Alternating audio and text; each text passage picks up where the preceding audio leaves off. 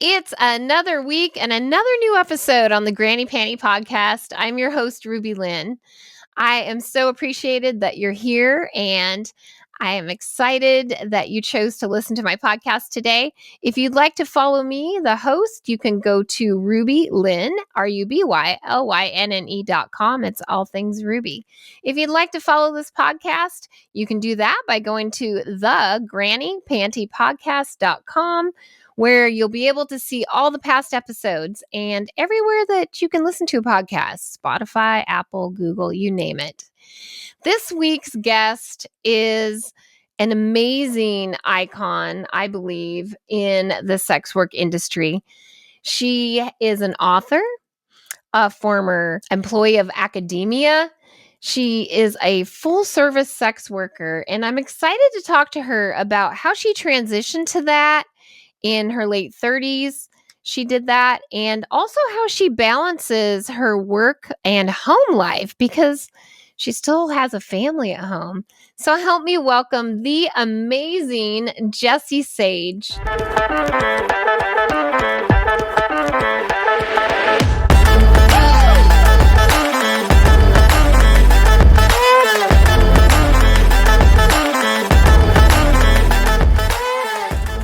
Jessie Sage is here this week, and I am so excited to chat with you just about everything to do with your life. I've really looked up to you since I got in this industry and followed you. Loved your podcast and your blog writings. So welcome to the Granny Panty Podcast. Thank you. I'm so happy to be here. I'm really excited to talk to you. Yes. And I believe you're my first. We met at XBiz 2 years ago, I think. Not last year, but 2 years ago. Yeah, 2022. Yeah. XBiz. Mm-hmm. We did meet. And then this year, every time I would see you, or Rex would be like, there's Jessie Sage. And I'd turn to go find you. And then it's just a sea of people. And so it was so crowded this year. Yeah. So crowded. Much more than the year before. Definitely. Yeah. I almost felt a little neurotic by the end of the days, just trying to chat with everybody. But yes, I got to meet you and have admired your work. And so, thank you. Like I said, I believe you're my first full service sex worker on my podcast. Oh, that's neat. Yeah. And yeah, I'm just fascinated with that. So I guess I just want to start and say, what projects are you working on right now? I know you were writing a book. I am writing a book. I'm still writing a book. It is going fine. It's very hard to write a book, and it's really hard to do it like in between running a business and having a family. Yes. And I feel like with writing, it's like, because it's not so emergent, that it's easy to put it on the back burner and be like, oh, well, I have to go do this session, and then I have to take my kids to these things. And as soon as I paint the wall, then I'll like write again. And so it's going slower than I hoped. The person who was in charge at the press that signed my book also left a couple of weeks ago, or a month ago or so. And he was the one that was super invested in the book. And so I'm trying to get a feeling of like, are they still invested? Or, so that's been a little stressful too, because I thought everything was kind of locked down, and now I'm like, wait, what's happening with the press and with my book? But I think in the end, everything will be fine. It's just a process. And I've talked to a lot of writers who've said that this sort of thing where like the person that signed your book and was excited about it, they leave the press, has happened many times, because writing a book is a long process, and people switch companies and things happen. So I think this is kind of a normal part of the process. Yeah, it sounds like it. And what prompted you to do like through a publisher versus self-publishing on Amazon, or, that kind of thing, just in general, self-publishing? I think because they came to me and said that they wanted to publish it, and that way I, would have the infrastructure of an editor and a publicist and all of the things that come with going through a press and in advance, and I wouldn't have to put any of my own like money into it. So that seemed like a good option for me. Right. I mean, I was writing a sex column for a while, and I think that that's where the person who ultimately signed my book, who's now not there, like found me because he was following like I'm in Pittsburgh, following the Pittsburgh based writers, and I was putting out a weekly sex column, and there was some success on the press with some other Pittsburgh based writers. And so they were like, hey, you should also come do a book with us. Like, we like your writing. And so we worked on a proposal of like what that book could look like. And then, you know, a couple years down the road, I'm trying to make that a reality. So I'm about 3/4 of the way done. Oh, you're close. You're getting close. And can you tell us what the book is about, or is it a secret? No, it's not a secret. It's an what we call like auto theory, which means that it's kind of memoir, but it's also like infused with some theory. It's about mostly it's about me leaving academia, leaving a very long marriage, and going into sex work and kind of starting my life over again in my 30s. I'm 45 now, and I didn't get into sex work until I was 36. So it's 9 years now, but like you, started a little later in my life. Yeah. And so I had a whole career trajectory before this that I abandoned and started this new thing. So I'm talking about what that looked like and what I get out of sex work that I wasn't getting out of the work that I was doing in academia, and what it's like to do that with kids, and being an out sex worker, like in my own city, which is what I ended up doing when I started writing my sex column. And so it's been quite a journey. It sounds like it. Ups and downs. I have goosebumps. I can't wait to read it. Yeah. Yeah. I feel kindred spirit to that, you know, social worker to triple X. It's like, yeah. How old were you when you started? 53, and I'm 56 now. So yeah, it's been a little over 3 years. Yeah. What's it been like for you? You know, liberating, I guess. You know, we were in the swing lifestyle for about 15 years. So I don't know if that's considered being in this, you know, sex world, but yeah, that was fun. So it was a natural progression, and it just took off. And so that's kind of what my book is about, that's coming out, you know, in September. Nice. So did you go through self-publishing? I did. Yeah. Yep. Self-publishing. I don't really know that much about that process. It's been a learning curve, that's for sure. A lot of Googling. But not too hard. It's been pretty easy. That's cool. Pretty easy. Yeah. But yeah, so starting out a little later in life, I think, gives us a different advantage. Tell me about, for you, how do you think starting, you know, in your late 30s gave you an advantage over maybe some of the folks coming in early 20s? I think it gave me a lot of advantages, actually. Like, I think that there's this myth that this is like a young woman industry, and that's because there are a lot of young women in it. But this idea, I think, of aging out is very silly and not actually true, like not representative of what's actually going on or what people actually want. I think it depends on what sector of the industry you're in. You know, I think if you're a stripper, you know, that's more young people doing that. But, you know, I started out like you did. I started out in camming and didn't really find my footing there. Went into phone sex and really, really liked that. And then ultimately decided that I wanted to, after years of doing that, I wanted to go into full service. And that's what I've been doing for the last 3 years, 2.5, 3 years, pretty full time. And I think that, especially in full service, but also in phone sex, I feel like which is where I've had the most success. So like, I think that the most experience and the most success in those two sectors of the industry, I feel like I have less of a hard time maintaining boundaries with clients. That I think goes both ways. I feel like I'm just more secure and like better able to do it. But I also think that it's not just me or what I'm doing. I feel like clients push me around less. And I think that the people who are looking for more naive people to push boundaries with are not necessarily going to be coming to me in the same way. So I feel like for the most part, in talking to a lot of my younger like friends and fellow organizers that I've had fairly good experiences.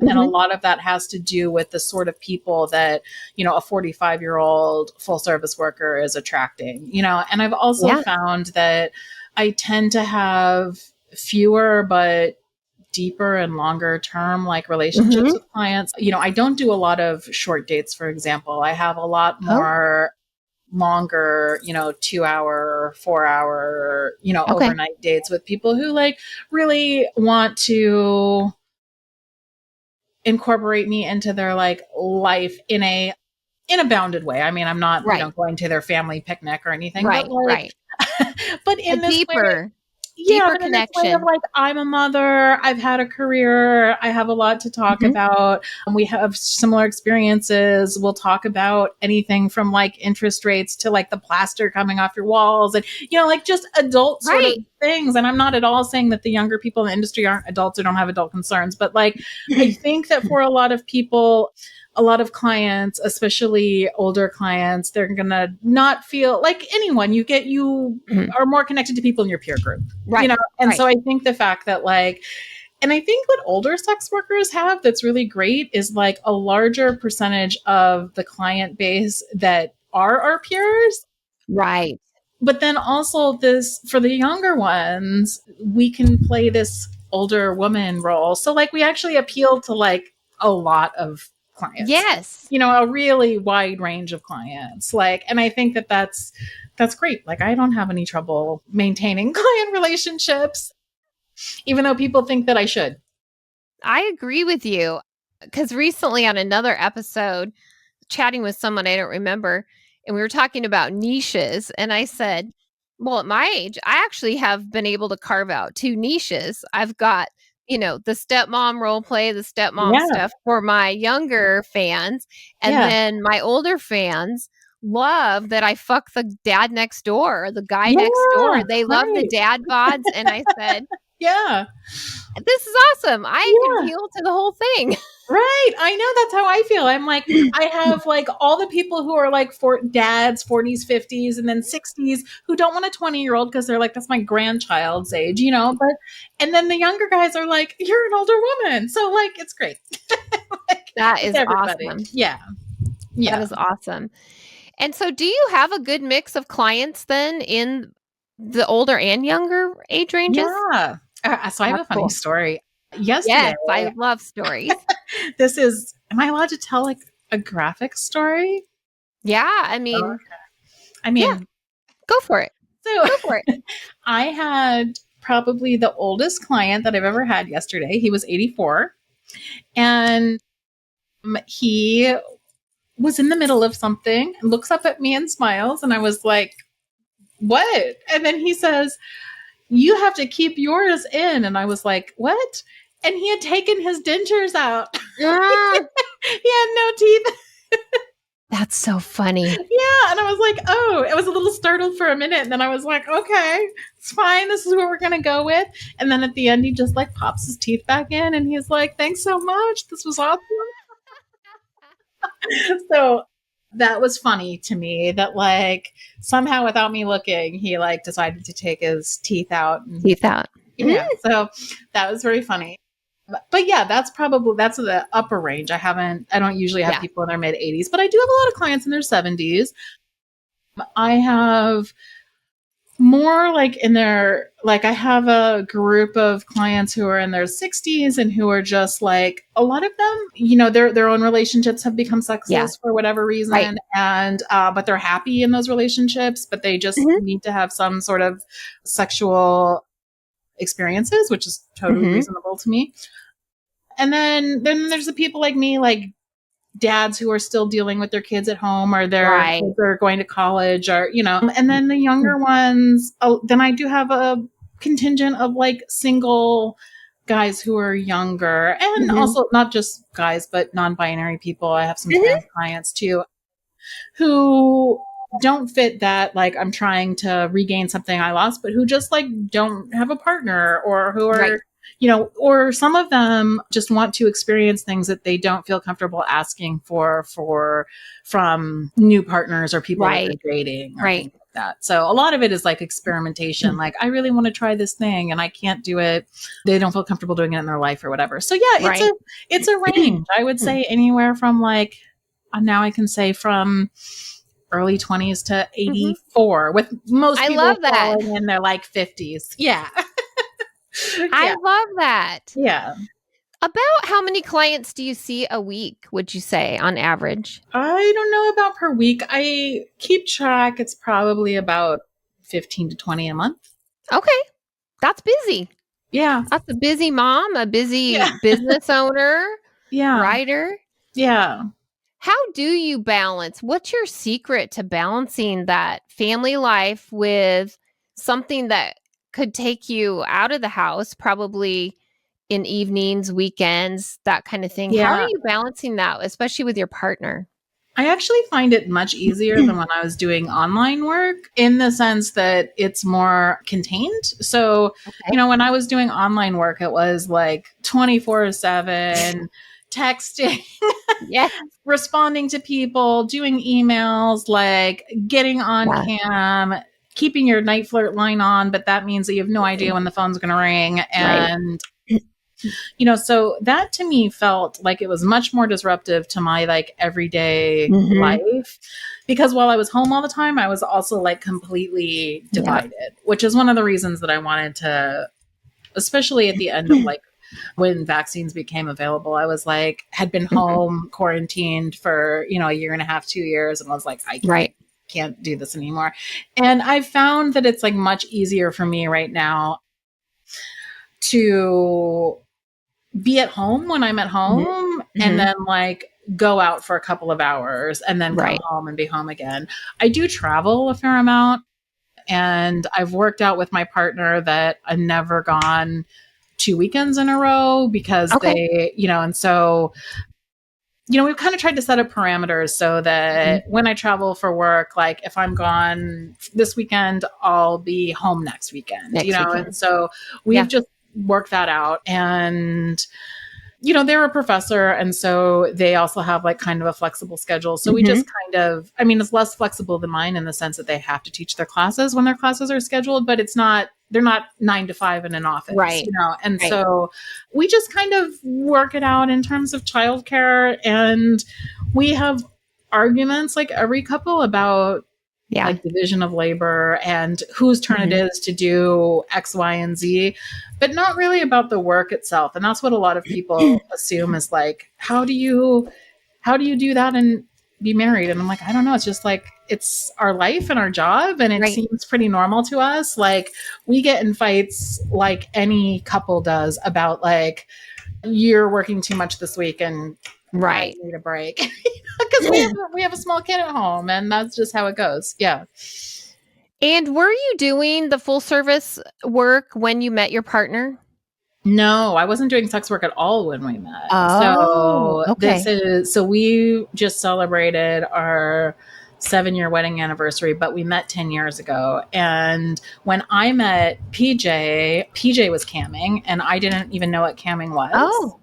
Yeah. So I didn't know what it was, because I'm still not a porn fan. Like, I don't watch porn, not for any ideological reason. It just doesn't speak to me, you know, which is funny because I ended up doing porn for years, but like, so I didn't know much about it because I wasn't a part of the world. I didn't really look at porn sites or anything. And so when we met on our very first date, they were like, oh, by the way, I'm doing this on the side, and I'm doing a lot of, they were at the time were doing a PhD in sociology. And they're like, I'm writing a dissertation on camming, but also I'm interested in, I'm not just doing this abstractly. I'm interested in it because I do cam modeling on the side. I've done it with other partners and by myself. And I was like, I don't even know what that is. So you know, it wasn't that stressful to me, because I was like, okay, I don't really know what it means.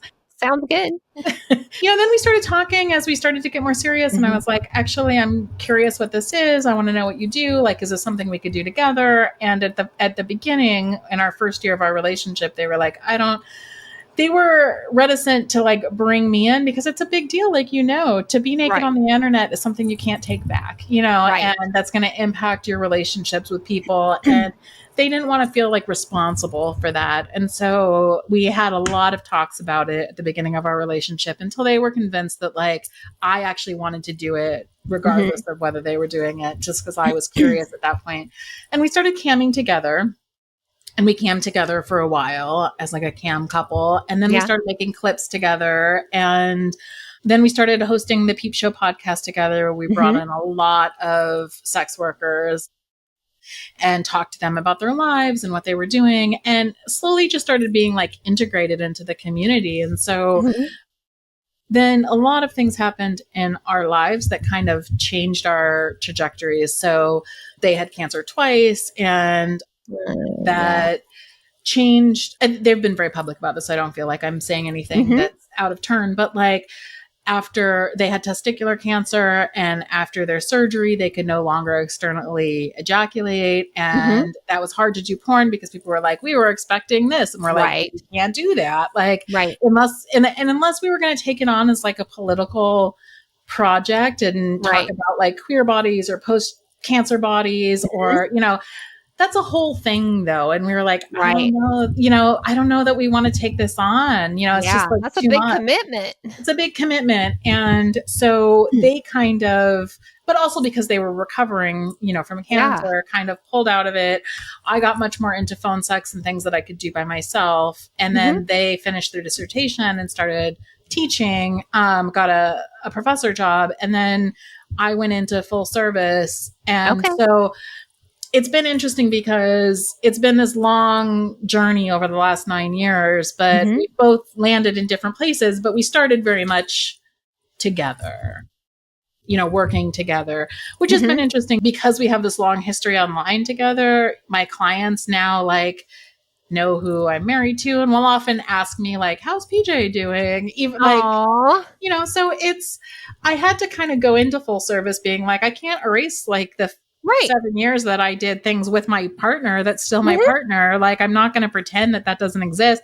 I always wear my wedding rings to bookings just because it seems silly not to. Like, everybody knows I'm married and they know who I'm married to. It's not that abstract of an idea. So, it's just, we just have this like not funny, but very like unique relationship to the industry where it's just integrated into our lives, and everyone that is a client of mine just recognizes that and deals with it, and it's fine. I love that. I love that because unique and open relationships are, I kind of feel that it's the best of both worlds. Yeah. And I wear my ring in every scene I shoot too. Yeah. And people like a symbol. Think it's like, I think some people get off on that too. Yeah. There's kind of two camps, it's like, I vacillated about it for a while and then I'm like, nah. I know there's a lot of sex workers who take off their rings and whose like partners are invisible. And I totally respect that. Like, it makes sense to do that to kind of protect your family life a little bit and your home life. But I didn't really have that option because we started together. So I've just gone with it since then, and it's fine. Yeah. Rex and I started together too. And then, when I started doing OnlyFans, I kind of marketed that as a solo. But then if any of my fans actually go out and search me, they're going to know I'm married, but we're ethically non-monogamous. Always do that. Like, they always look into everything. So, yeah. I know. I always say to them, have you watched my podcast? I talk about this a lot. So do a lot of your fans watch your podcast too? Some of them, yes. Yeah. Actually, I've had a few find me that'll say, "Oh, I found your podcast," or they saw me on somebody else's podcast. Yeah, that they enjoyed, and so then they did a little more deep digging. But I've had that too. Yeah, tell me about a time where something didn't go right. You might have had a date and something, just didn't work out. And how did you recover the date, or what did you learn from it? That's a hard question. I want to say that most of the times that things haven't gone right, it's been because my clients want something that I can't give them. And what I mean by that, I'm not talking about like a sexual act or anything, but like want more of a relationship than what I'm actually like capable of giving them, you know? And it's usually when they start to catch feelings or start to imagine, you know, a world outside of the bounded space that we like create with the sessions. And so I feel like, I mean, there's always like people who you just don't click with or whatever, but that's not really an interesting story. That's like, I saw them once for an hour and then it was whatever. Right. But I think that like, I have a lot of regulars, and sometimes there'll be some confused feelings, and it's not confused because it's confused because I think we go in, or at least I can only speak for myself, I go in and want to have like an authentic experience where I really see them and I allow them to see me. And I think that that's very powerful for people, and not something that they have, that they experience a lot. A lot of people don't get to have that experience in their life. And so I think it's easy, if that's really unique to you, to feel like, well, this must mean that then we can take this to the next level. You know, it's what Georgie Wolf, I don't know if you follow her, but it's what she calls, she's a podcaster in Australia, also a full service sex worker. It's what she calls like the escalator problem of relationships, you know? So like, and I'm sure you experience this in swinging too. Like anytime when you're trying to like create something that's like real and authentic, and when you're really sharing something lovely with somebody, but then they believe like, but then they're not content to keep it there. Right. You know, like, oh, this was really great, so like more would be better. But often like more isn't better. You know, like, do you want to argue with me about the dishes? Like, that's where you want to take us, you know? Like, actually, this was amazing. And then we go home and we're not fighting about dishes. Right. So like, Right. you know, and I think that what I've learned from a lot of those experiences is how to reframe and how to talk about what the conditions for the possibility of our intimacy is, you know, because I really do think that the fact that it's bounded, the fact that like we're only there for a certain amount of time, creates like an opportunity for us to like pour out a lot of ourselves within that. And for it not to be scary, because we can leave it there, you know, and then like pick it up the next time. But I think I've had to do a lot of work with clients, and also in my own thinking, to think through like, what is happening in these situations where suddenly my clients went from you're the best and I love this to like, you're lying to me and your feelings aren't real, you know, which they start to feel as like a protective mode of like, you know, when they start to feel feelings that they don't think are reciprocated, then they start to be like, well, you're just faking it. You're just here for the money. You know, all of these things that complicate the situation. And what I've learned is how to talk about boundaries and why boundaries are important, and why the boundaries don't mean that I don't feel something when I'm there. It means that I can feel something while I'm there without it jeopardizing the rest of my life, because I don't want that. I want to live my life that I'm living. So, but I also want to be able to go into sessions with clients and not be totally closed off. But the only way that I can do that is to have very firm boundaries. So I think that that's been the biggest learning curve for me, is how to talk about those boundaries in a way that makes clients recognize that I do value them, but and I understand what they're feeling, and I'm not afraid of those feelings, but also that we're not going to go beyond where we are. That's a good point. Because I could imagine that they would see when you're not engaging to take it further, they see that as rejection. And and that might be why they're employing your services to begin with. You know, maybe they've been rejected or felt that in some way, shape, or form in their life. Yeah. So, I mean, most of us at some point have felt rejected in some ways. So I think, you know, I think that, you know, it's like when you go to, you know, there's this idea of like transference, right? So whatever strong feelings you feel, they're often about things other than the person that's sitting in front of you, you know? And so I think that working through, I mean, it's not our job to help them work through all their feelings. On the other hand, I do think that when people are being vulnerable with us, we have some sort of responsibility to reciprocate that vulnerability with care. Yes. And I very much believe in showing care. And I think that's also another unique, gosh, what's the word? It just left my brain. See, I'm 56. I can't think straight. But another unique thing, I guess, that as an older, mature, woman, sex worker, that we bring to the table as well, having had all that life experience. Yeah, right. That we're able to kind of see it from their perspective as Right. well, and Right. kind of help them analyze that. So yeah. And I think to not like, I do feel like I'm less reactive, in that, and I, maybe some people could read this as like not having as strong of boundaries if I let clients talk to me about their feelings or whatever. But like, I don't think of it like that. I think of it more as I'm not really afraid of feelings. It's okay if they want to express those. But part of the reason that I'm not so afraid of them is because I'm also not insecure about how I'll respond. Right. You're I'm pretty securing sure your I can manage boundaries. it. Yeah. Pretty sure. Yeah. I think that's awesome too. I think that's, again, we have that life experience as mature creators and that. What do you think's one of the most important lessons that you've learned through this evolution of Jessie?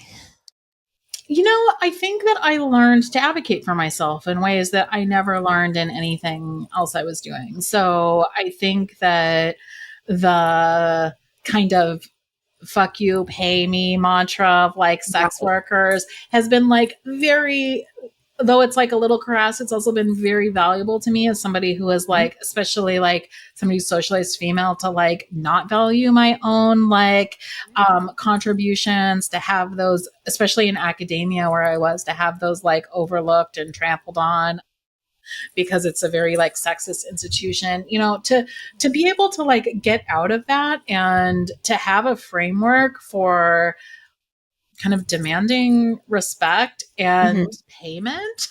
And it's given me some confidence to be able to say like, yes, I'm willing to do this, but I'm not willing to do it at my own expense.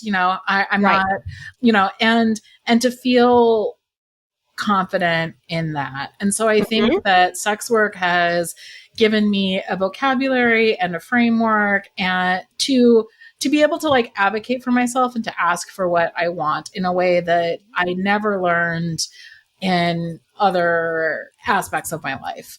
So that's been really, I think one of the things that I also learned that was like really, really valuable to me that I don't think I knew before having these like these experiences is how sexy everybody is. How much everything and every attribute is desired by someone, and also how sexy other people are. Like, I think that especially in our culture, we're like, as women, like hounded with like, you have to be thin and you have to be this and you have to have big boobs and a small waist and like all these things. And I realized when especially in camming, where you like, I say I don't like camming, and I don't. But the one thing that I like really learned from camming was that you're like watching other people watch your body, and it's this feedback loop where suddenly I was like, oh, these things that I thought were unattractive are the things that people in my chat rooms are like, oh, I love your cellulite, or I love your puffy nipples, whatever, and I'm like, you do? Like, really? And it's not that I needed their like affirmation to like those things about myself, but I feel like what it did do to me was like open up my worldview about like what is attractive and what can be attractive. And I feel like, so I got that about myself, like in camming. I feel like what I got out of full service work was that, when you're a full service provider, you don't pick your partners like you do in your personal life. They show up from all walks of life. And I feel like what I have to do to enjoy my job and to connect with people is to find what it is that's desirable about them. Like, and I don't just mean like physical attributes, but like, how do you relate to somebody? And I found that, unless somebody's just like reprehensible, which most people are not reprehensible, most people have, some redeeming qualities. Like, it's been really lovely to be able to like connect with and find those things in people that I wouldn't connect with in any other circumstance, So I think that's been kind of a gift to me. To me, it's I totally get that too, because I agree with you. When I got into this business, I had no idea about some of the fetishes and the whole BBW category. I had no idea, and you're right. It was very empowering to me. Yeah. My self-esteem went really way up. I know. Sometimes I think, and I don't know if you've ever thought this, but sometimes I hear like what we call like civilian women's, non-sex workers talk and like pick apart their bodies. And I want to be like, I wish you could live like a day in my world because you would not care about this. I have two responses to that. So I have a group of girlfriends who are, civilian not sex workers. And some are larger, and they'd be like, I can never do. I'm like, are you kidding me? You could make a shit ton of money. Yeah. And online, they're like, no, I can't. I need bariatric surgery. And I'm like, no, you don't need anything. You're perfect the way you are. Right. And then the other part of it is these girlfriends on all these dating apps and Facebook dating, and they're sending all these nudes. And I said, these dudes need to be paying you for that. I'm like, you need to know your worth. Like, do not give this stuff away. I'm like, so it's been fun and interesting to try to get them. Like you said, you need to think like, hey, you need to love yourself, or, embrace your flaws. Right. And I know not everybody has that experience. And maybe that's part of going back to your earlier question of getting into it so much older. Because, I was talking to somebody recently who was doing it when they were much younger. And for them, doing camming and doing, that sort of work that was intensely focused on like what they looked like was bad. It was bad for their like eating disorders. It was bad for their disordered thinking about their own bodies and their body. And I want to like hold space for that too, because I know it kind of depends on where you're coming from and what kind of experiences you're having. And not everybody has great experiences, but I feel like if you go into it, and it also depends on what you focus on, who you're going to listen to and like what voices you're going to shut out. Because I know that like PJ and I, 4 years a while ago, 2020, I think, had a Vice documentary come out about us, about making porn as a couple when we were still doing content creation. Vice flew to our house and did this little documentary. It was only 10 minutes, but it like blew up. It has like 6 million views or something. And I looked through, which you're not supposed to do, the comments on the YouTube version of it. And it was horrifying. Like, my body got like picked apart. Like, she's too fat. I don't know how she's like, because, I don't know how she's making any money here. If she lost 100 pounds, like blah, blah, blah, blah, blah. It was like on and on and on about my body. There was such mean things. Like some people even this one sticks out of my head. Somebody said, she looks like she drinks a jar of mayonnaise every morning for breakfast. And I was like, what? But at the same time that was happening, and that was like really hurtful when I first saw a lot of it. And I was like, oh my God, why did I put my body out there like this to be scrutinized? But then on the other hand, I don't have one anymore, but I used to have an OnlyFans. When that came out, OnlyFans was popping off. I was making like way more money. Like people were like in private messaging me saying very nice things, but in public, because there's this stupid macho thing, these men are trying to prove to each other that they don't find my body attractive while they're like subbing to my OnlyFans and stuff. So I think I was just like, this is so stupid. This has nothing. And then what it made me realize when I could step back, that maybe this is like a gift of being like older and a little bit more secure myself. When I could step back and say, this actually has nothing to do with me. Like, Right. this isn't about me. This is about them posturing to each other, or them not being willing to accept what they are attracted to, or whatever, because the feedback I'm getting to me is not this. Right. Nobody's saying this to me. They're saying it to each other.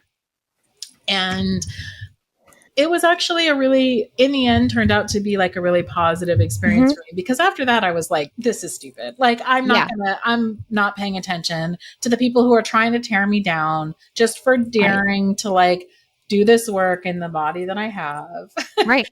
Because they are intimidated by it, or they don't think I should be doing that, or whatever. But that's not about me. It's about them. And I do make a full-time living as a sex worker, and they don't. They comment on YouTube videos. So I don't know.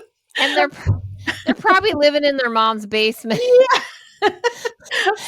Playing Fortnite all day or something. The funniest thing was, one of the like most liked comments on that was because the video was titled something like "Couple pays rent making porn," and which is so silly, because obviously you could say like couple has to work at a bank to pay rent. And you're like, okay, of course. Couple needs job to work, so anyways, it was really dumb. But somebody was like, if she wasn't so fat, and if they were successful, they would be paying mortgage and not rent. And I was like, we do pay mortgage. I didn't write the title on this. Right. It's so stupid, so I think that it's a lot of assumptions that people just like throw in that don't actually have anything to do with our reality. So it's been a very interesting learning curve. And I think when you become public and you do things at the scale that like you and I, that our experiences are at a scale that's much different than somebody who's just living in their like normal life and a normal life, you have to develop thick skin to make it through that. But you also just learn what to listen to, what's important to pay attention to, and what's not important to pay attention to. Right. There's a certain power in that, I think. I agree. Yeah. Thick skin is really important. I'm just laughing because I have multiple viral videos on Instagram, and one of my branding marketing things is I'm always bouncing my boobs. And I've seen you bounce your boobs. You talk about trollish comments. I love them. I give them the laughing emoji, and it cracks me up. And then what they don't realize is that they're boosting your profile every time. That's the thing. It's like even your negative engagement, still engagement. Yeah. Right. Yeah. You laugh your way all the way to the bank. It's fine. Oh, gosh. Well, I have loved hearing your story, and you're so inspirational to so many people. Oh, that's so I appreciate that you're so transparent and so out there with your life and educating people as well along the way. I read a bunch of your blog posts, which were awesome, because you're also an activist for sex work. Yeah. I mean, I'm kind of quiet right now because I'm trying to write my book, but yeah, I think it's important. And I think even just being an out sex worker is like an act of like a political act. And I think that all of us who have the privilege to be able to be out without it having deleterious impacts on their lives, I think that the more that we can do to be unashamed of like who we are and why we're doing it and what we're doing, and unembarrassed and unashamed, that by itself is like activist work to change people's minds. Yeah, I agree. It is, but I've just seen some of your work and it's amazing. So you are appreciated in this industry for sure. I appreciate that. That's really nice. So the book is the project, right? The book's the project right now. The biggest thing you're working on right now. And just life. Running my business, That's awesome. Yeah. That's awesome. Well, I like to close out the show with asking you for any piece of advice you would have for anyone getting into the industry, specifically full service? This is going to sound very contradictory given that I just said that I think it's important for those of us who can be out to be out. But my advice would be to be careful about how quickly you get in and who you tell, and to make sure that this is something that you really think that you can do. Because I think it's really difficult to understand how big of a responsibility it is to enter into this industry and to be out about it until you do it for a significant amount of time, because it does impact how people talk to you, how people think of you, it impacts your personal relationships. Yes. And I think we can't understate how big that is. Right. And I think we don't really want to talk about it because, I think as a community, we talk about stigma and how difficult stigma is for us, but we don't really want to talk about what we give up to be in this industry because we don't want to feed anything to the antis. And I understand that. Right. Like, we don't want to feed them reasons to dislike us. But I do think that we should think a lot and talk a lot about what it means to be a sex worker, right, particularly now in this current surveillance state where we're getting like pushed off of everything. right. And so I just think that it's important to think about who you tell and who you share this part of your life with. And before being all in, if that's even something that you're going to do. So I think that's really important. For full service people, I would really suggest, if people are going to go into that, what I did when I made the transition from online to in-person is I actually reached out to a couple of 2 or 3 in-person workers that I really respected and paid for their time because I could. I know, I understand, if you can't, try to find somebody who will do it, for low cost or free, but who will walk you through like safety protocols, because safety is really important. And I did that with a couple of different people so that I had different ways of protecting my safety so that I could feel out like what works for me, because it is an added layer of things that you have to take into consideration. And so that was really helpful to me, just to know what other more experienced full service workers were doing and how they were protecting themselves. And I recommend that anyone does that, because there are a lot of networks and support structures that you wouldn't know about unless you find them out through people who are doing the work. And so that would be my advice, is to think, first of all, to think long and hard about how open you want to be and what sort of impact that's going to have on your life, given who you have in your life, what your family's like, etc. And then also to take safety seriously and to look up to the people who are doing that well, and to get some respect people who've been in it, because they can help you. That's a great idea. That is great advice. And I think both of those apply to either if you're just online or in person. So there's just so many. And I do think it's important to talk to more than one person, because there's so many different ways of being a sex worker. And talking to one person who may not have a personality that's similar to you, they can give you all the advice in the world, and you can be like, I will never do that. Like just because of personality reasons, or like how you interact with people. And so I think it's a good idea to talk to several different people while you get your footing of like, how am I going to interact with people, and what is that going to look like, and what am I comfortable with, and what am I not comfortable with. And I would err on the side of being comfortable with less while you build yourself up and become comfortable with whoever your persona is as a sex worker. That's right. That's awesome. Thank you for that advice. Yeah, well, it was really nice to universal. Talk to you. So where can people find your work? Anything about you? Do you have your own website? Yeah, I have a couple. So all of my writing and activism and podcasts and interviews and everything is under Jessie Sage. On Twitter, I'm sapiotextual with a T, sapiotextual. On Instagram, I'm curvaceous_sage.